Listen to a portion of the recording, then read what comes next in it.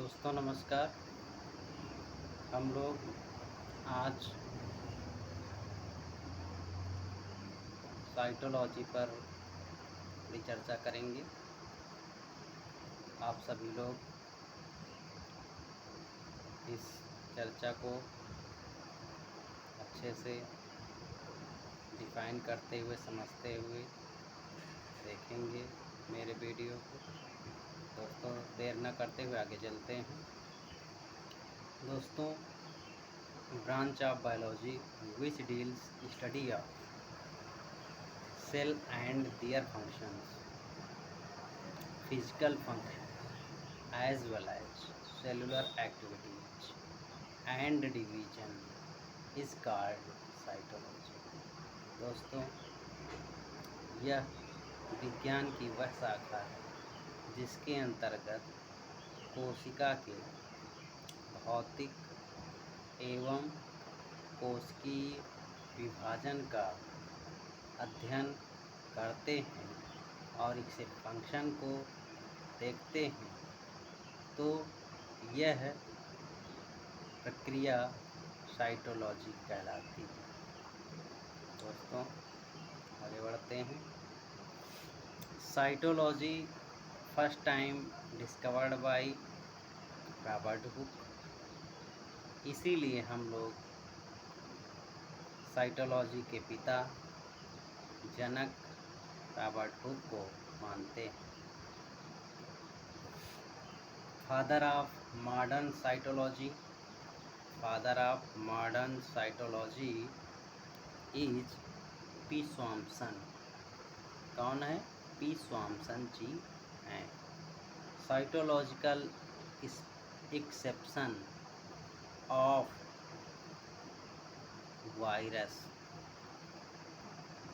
Cytology का अपवाद virus है। साइटोलॉजी का अपवाद वायरस है, क्योंकि वायरस सदैव लिविंग फॉर्म में भी रह सकता है और नॉन लिविंग फॉर्म में भी रह सकता है। इसलिए यह साइटोलॉजी का अपवाद माना गया है, एक्सेप्शन माना गया है, exception of cell biology virus. दोस्तों, सेल थ्योरी सर्वप्रथम किसने दिया? Schleiden and Schwann. Cell theory first time given by Schleiden and स्वान।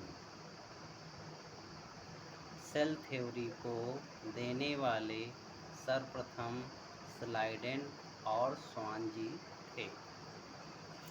ये जो स्लाइडेन जी हैं बॉटनी के साइंटिस्ट थे और स्वान जी जूलॉजी के। दोनों लोगों ने आपस में को अध्ययन किया, स्टडी की, इसलिए दोनों लोगों को सेल थ्योरी देने के लिए रिस्पॉन्सिबल माना गया और यह जाना जाता है सेल थ्योरी को देने वाले सर्वप्रथम स्लाइडेन और स्वान जी हैं।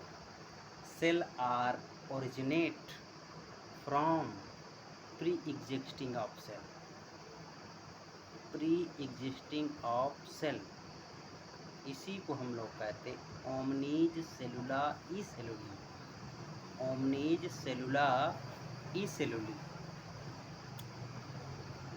Bye Rudolf वर्चो।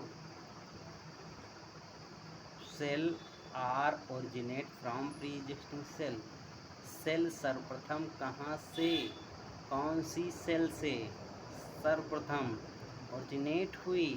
तो उस सेल को हमने कहा ओमनीज cellula e cellula, omnis cellula e cellula, omnis cellula e सेलुली। तो ये किसने बताया? रोडॉल्फ वर्चो, रोडॉल्फ वर्चो ने बताया। Participate on the basis of nuclear cell division और divided in 3 parts. Nuclear cell division में सर्वप्रथम 3 डिवीज़न पाए जाते हैं और 3 कैटेगरीज पाई जाती हैं।